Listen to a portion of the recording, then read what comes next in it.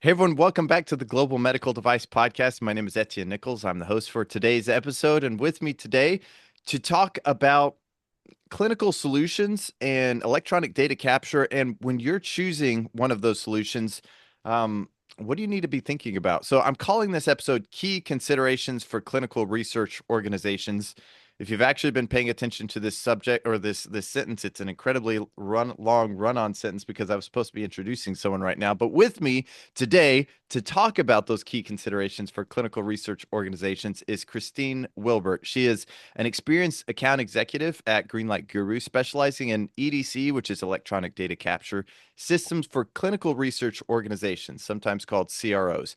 With over 3 years, around 3 years of hands-on experience selling to these different organizations and implementing EDC solutions, Christine's developed a sharp understanding of the unique needs and decision-making challenges CROs face in today's fast-evolving clinical landscape. Her background in business development and clinical operations across North America gives her a well-rounded perspective on how CROs can select, scale, and succeed with modern digital tools. And I say North America, but she's really been all over the world selling these things. Um, I was gonna say, I feel like the majority of our customers are kind of European at this point in time, global, but absolutely North American, a wide array. But great to be here. Thanks for having me. So glad to have you. And one of the reasons I was so excited to have you on at the and just those of you listening, I sort of tricked Christine to I don't know if she actually knew we were going to be recording a podcast today. So apologies for that. Sort of. Sorry, not sorry, but she's always so you typically have an opinion, and whether it's right or wrong, I'm a believer in strong opinions held loosely. So those of you Absolutely. listening, I hope you enjoy this episode. Absolutely. Okay. If we were to talk about clinical research organizations, and maybe they're looking for an electronic data capture system. What do you think the biggest mistake those CROs make, and how do you stop that before it happens? Absolutely. So in my experience, I would say the biggest issue is lack of due diligence, lack of due diligence of the software, and but also not future planning. So they're looking for a solution for one particular study. They're not necessarily thinking down the line, how is this going to scale with this specific company that they're working with?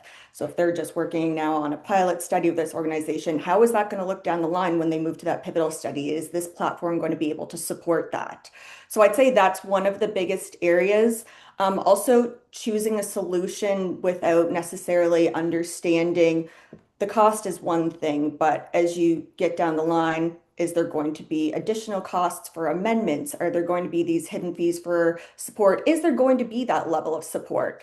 So time and time again, we see it with partners that we've worked at that are coming from other vendors and they're finding that there's these hidden costs that if you have amendments for a large study, that adds up very, very quickly, but also there's support needed and there's a lot of solutions out there that are great, but it's kind of one of those things where the work is done. What is that after sales support? Especially if you're looking at a solution that focuses on pharmaceutical, that's probably going to be the primary place that those companies are supporting the pharmaceutical studies. Med device, probably not going to be their priority. So another aspect, Greenlight, what we constantly are hearing from customers is our support throughout the sale process. But once they're signed and partners with us, that after sales support is something that we're constantly getting praised on, and it's one of our biggest value adds for teams.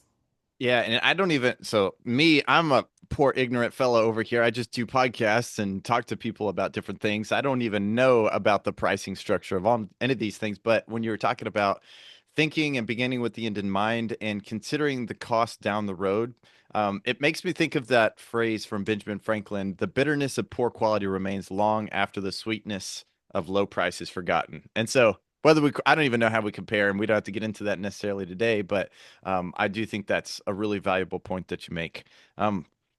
So when those CROs are evaluating those EDC platforms, you kind of mentioned several things there. Are there things that you feel like are just, I don't know, vendor noise or just things that people want to throw at them, just different. I mean, if we were to look at this from how could we help the vendors out? Like, you know what, this, and this really doesn't matter when it comes down to running your trial. Those are the bells and whistles that nobody uses. I mean, there's always bells and whistles nobody uses, but anything that you feel like is just kind of noise in the, it doesn't have to be featured, doesn't have to be anything like that, but anything come to mind?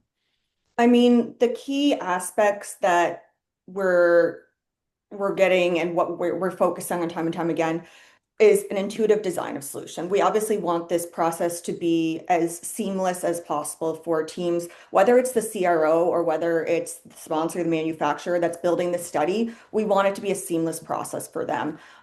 One aspect we do that, it's a no-code solution with Greenlight, which definitely helps that process. But again, with us being medical device specific and medical device focused, the nature of our platform is very intuitive. It allows for repeatable processes. So companies, specifically contract research organizations, as you can imagine, are managing tens to hundreds of studies at a time. Having this repeatable process and being able to scale quickly and efficiently with an intuitive system is key.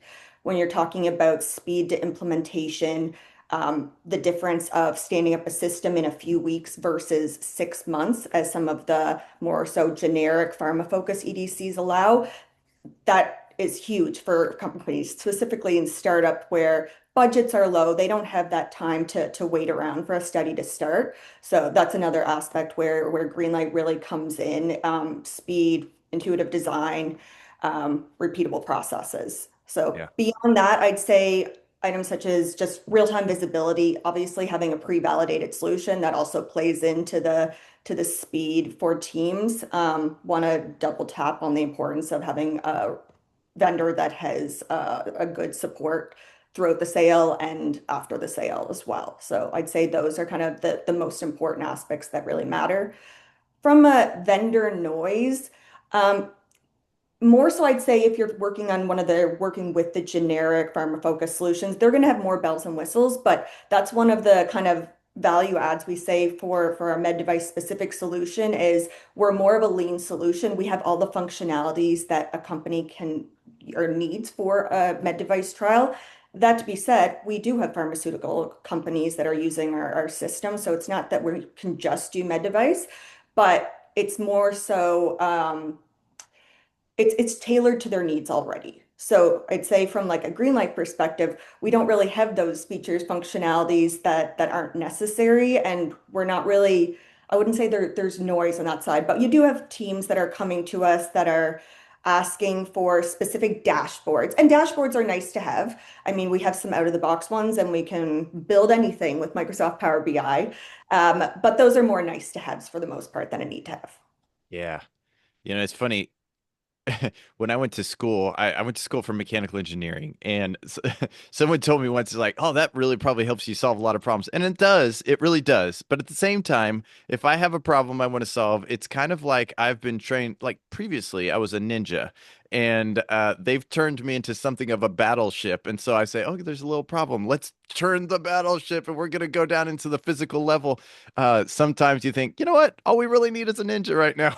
And so maybe that's not applicable, but sometimes I think about that, like, oh man, what have we done to ourselves? When Love analogies.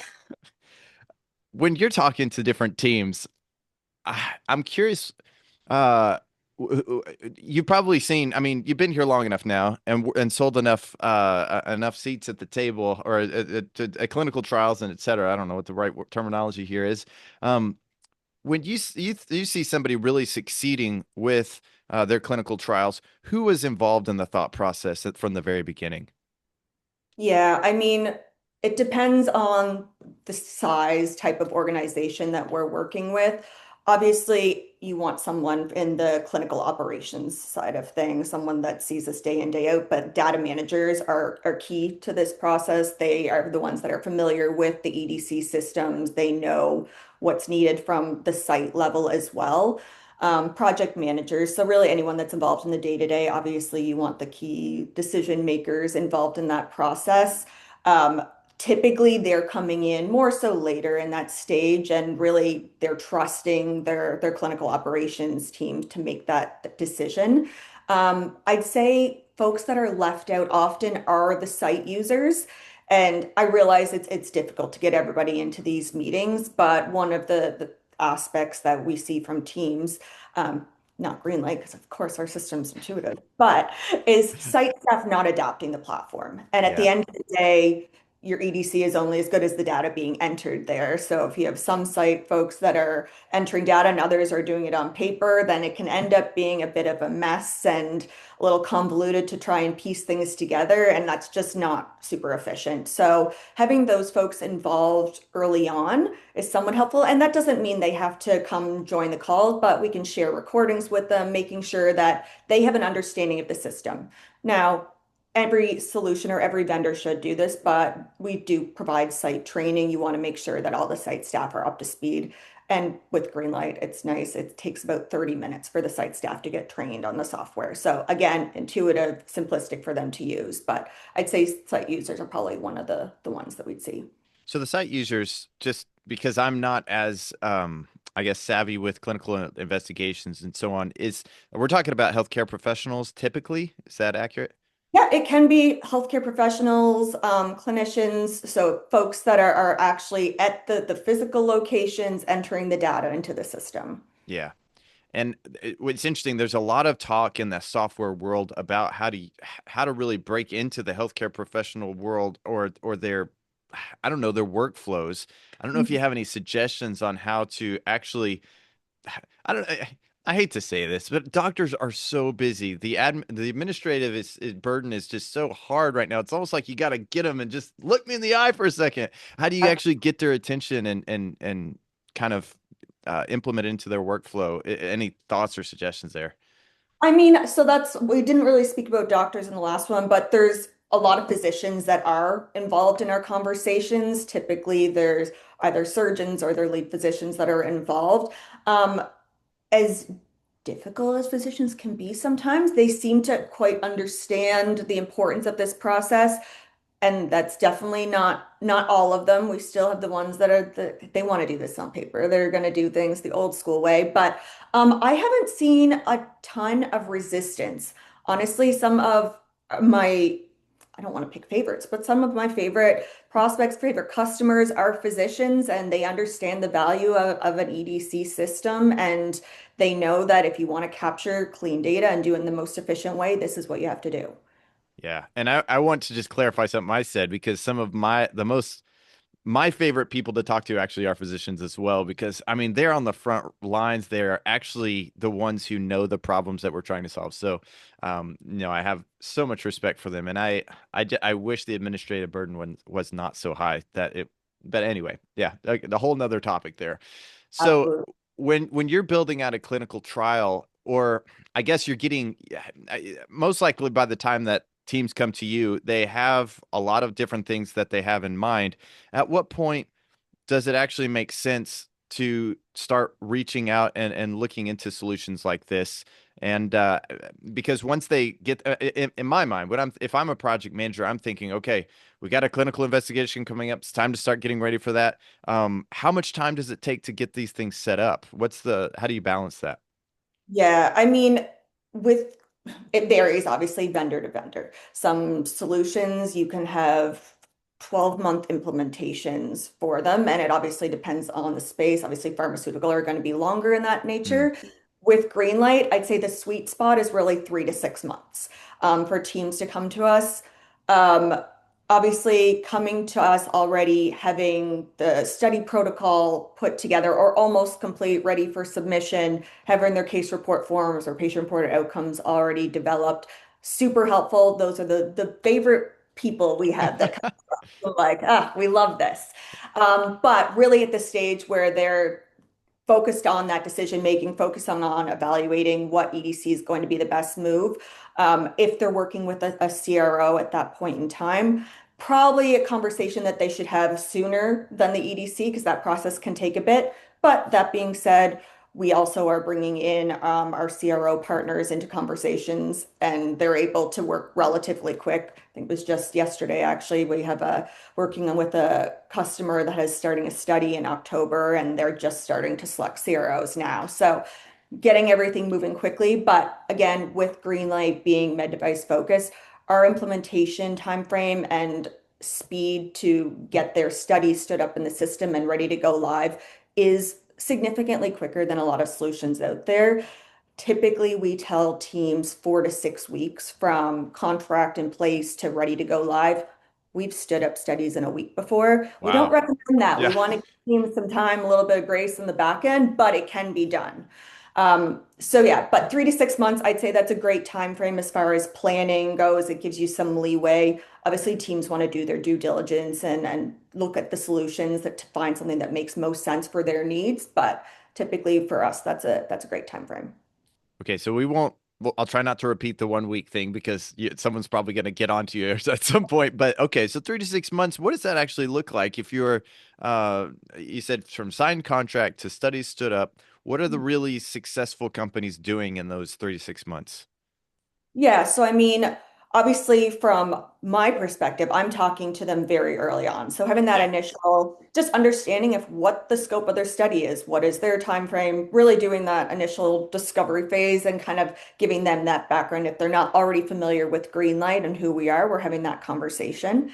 Beyond that, obviously we want to show technical fit. So we're walking them through a demonstration. We like to loop in as many of the stakeholders, folks that are going to be involved that we previously discussed. So any of those data managers, clinical operations folks, having them involved in that conversation so that they can see from both the build aspect and making sure anyone that's going to be involved in that process, okay, this is intuitive, we've got this, we can easily stand this up ourselves.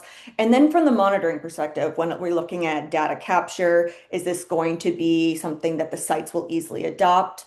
Obviously, beyond that, there's other features, functionalities. We want to be able to show what the reporting capabilities, export functionalities are. But really, you're just trying to make sure that everything that they need for this specific study and future studies is all encompassing in our solution and we'll be able to scale with them. So we're having that conversation. Obviously, then you might have another one and bring other stakeholders into that conversation, but really we're just trying to determine technical fit and then align to their time frame. So we're kind of working backwards in that process. Once we're determining technical fit, cost, obviously, going through that aspect, we're contract in place, bringing in our customer success team. So introducing them to who they're going to be working with throughout the entirety of the partnership. So from myself handing off to our customer success team, then we're going through this process of onboarding the team. And now if they're planning on building, we're going to help them um, understand the platform and really set them up for success in getting that study built in the system. If their team is choosing to build it, we'll obviously support them on that, do a little bit of hand holding and make sure they're ready to go. Another service, obviously, that we provide is study builds and validations. So for teams that don't have capacity or don't have that experience, that's something Greenlight can also take on. So that's kind of a little bit of that process, but inevitably we're going to make sure that their study is set up in the system, everything is validated, working the way that it's meant to, inevitably getting them ready for study kickoff. So that's kind of what's happening in that 3 to 6 month period. So the way Greenlight Grew Clinical is set up, or the way it's been built, designed, whatever, a medical device company could purchase this solution, just keep their own just instance of the software and run their trials. Or you can use the clinical research organization, take advantage of their network and so on. So let's just focus on that for just a moment. So a CRO, Yeah. if we talk about a CRO purchasing a software platform, and I can almost imagine them having multiple. I don't know if that's accurate or not, or what's That the is, most. that is very accurate. Oftentimes, and we see both, but especially you can imagine with some of the larger CROs out there, they're working with tens, hundreds of companies, and they probably have 3 to 5 EDC vendors that they're working with because it's not a one size fits all. So they want to be able to have that optionality and make sure that they're finding the solution that's the right fit for their company or their client. So what I'm curious about with those CROs, and they've chosen, let's say they've taken on Greenlight Guru Clinical, are there any things about it that can help them win more sponsor business by using this EDC versus that one? Any thoughts there? Absolutely. So when it comes to any solution, obviously going back to having something that's scalable and being able to repeat processes, having a pre-validated solution that they don't have to validate for each time, each instance, those things all go into play there when we're talking about winning more business. So really the scalability of the platform, but then also selecting a vendor that supports those business development activities. So we partner with CROs and we actually support them on business development initiatives to win more business together. Now, that can be marketing initiatives that we run together. We can support them with outreach activities on specific sponsors that they're potentially bidding on. So, really, we work with our partners in different ways, but at the end of the day, we want it to be beneficial for both the CRO and the EDC vendors. So definitely having a vendor partner that supports those activities.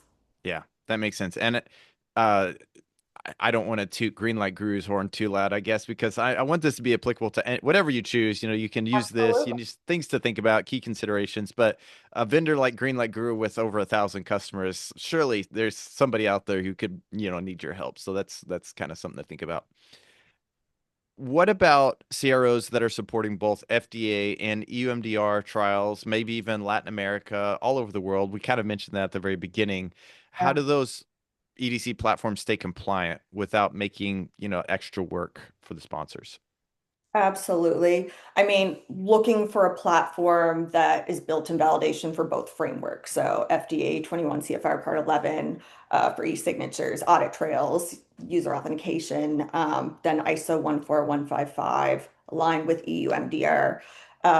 Those are kind of the key things I'd say. Beyond that, just having standardized compliance study templates that can be utilized across the board and aligned with GCP, again, ISO 14155, study level configuration and custom development. So just having those predefined configurations that lay out the groundwork for either FDA or Yeah. EU and there.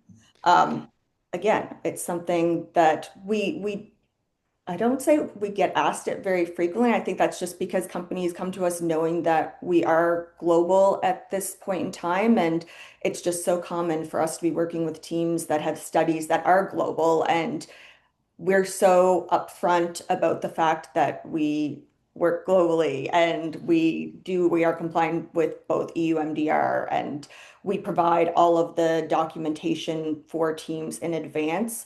So I think the Greenlight Guru name itself and just our presence helps to kind Yeah. of get that messaging out there before we have the conversation or before I get to the conversation. Right. Yeah, it's interesting when I think about that. We put the guardrails in place. That's always been the goal. And sometimes when I talk to new prospects about the Greenlight Guru, let's say quality management system with the change control, we have a built-in performance evaluation or evaluation, I guess. It always has that word perform that throws me, but Yeah. there's an evaluation that you have to go through if you're going to change the document. It's going to ask you, did you change the product? If you did you change the design or do you need to go through design validation? Do you need to go through design verification? And maybe I should stop saying this, but it makes this free text form and it forces you to answer the question. And I typically tell them, now listen, we can't make sure your engineers aren't lying. We can't make them tell the truth. You could still do that if you wanted to, but we at least force you to ask the question. So when you put those guardrails in place, I don't know if you've ever bowled with a 5-year-old. I have a 5-year-old who likes to go bowling, and they put the bumper up. He can Yep. still get it in the other lane. That kid. So anyway, bumpers are there, but you can't ever turn your brain off. No, absolutely. I want to ask you a question then, because you probably get asked all kinds of things during the sales process. Are there any features that CROs think they need in an EDC, but really they don't? Um, I mean, it's also dependent on the study.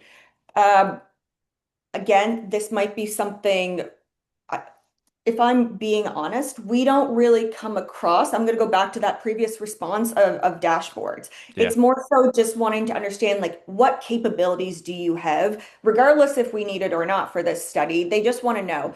Oftentimes, is your EDC integrated with your quality management system? That's probably the thing that I get asked the most. And then when you put it back on them and ask why they would want that, they have no idea. It's just, it feels like they should speak to each other when in fact there is no reason for your EDC system to speak to your quality management system and have any interaction there. I'd say that's probably the thing that I get asked most. But beyond that, again, us having a solution built for med device, we really have all the functionalities that would be needed for any of these studies from those early development, first in human, through your pivotal and post-market follow-up studies.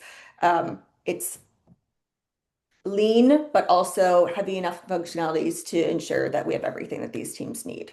I don't Yeah. think that really answers your question, but I don't That's think a lot on the feature yeah. heavy questions. No, that's okay. I guess I don't know what made me think of that, but my wife really wants a new Ford Expedition, and one of the Oh, features she wants is the back massage thing because her friend has a version of that, and she's sat in there and she tried the back massage, and she's like, "This is amazing."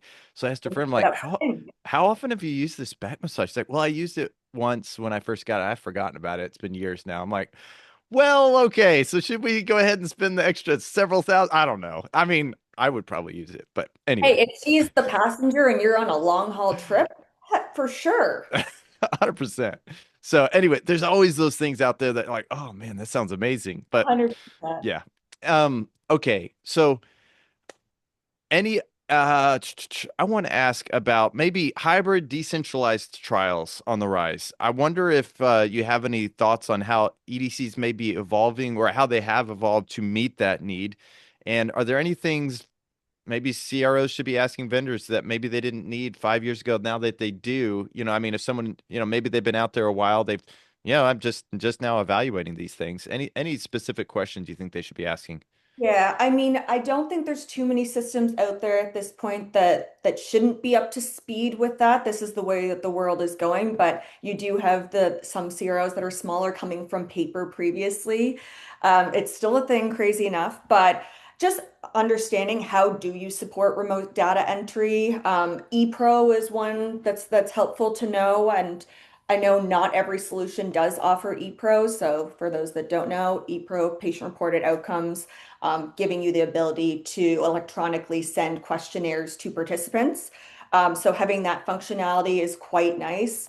Um, Multilingual studies, I guess that's something to look for.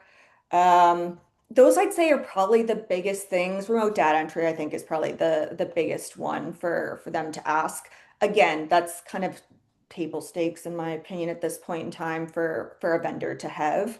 Um, Beyond that, Yeah. I'd say those are probably the main things. Okay. Yeah. Well, this has been really fun conversation for me. I hope for you as well, even though I had to trick you into this. Do you have, if you could give one takeaway or one piece of advice to someone who works at a CRO who's listening to this, what would that one piece of advice be? Ooh. I guess I'll go back to that kind of first question of do your due diligence. Don't just think about the immediate need. Think long term down the line. Is this going to be a solution that we can scale with? And is this going to be a true partner? And that maybe you don't want a partner, maybe you want a vendor, but we'll say if it comes down to it and you're looking for a long haul and you want your team to find a solution that they can adopt and it's in the long run going to save you a lot of time and money from not having to train on other solutions. Really look at the platform's capabilities for not just the study ahead of you, but down the line. And then is there some business development initiatives we can work on? And yeah, I'd say those are the key things.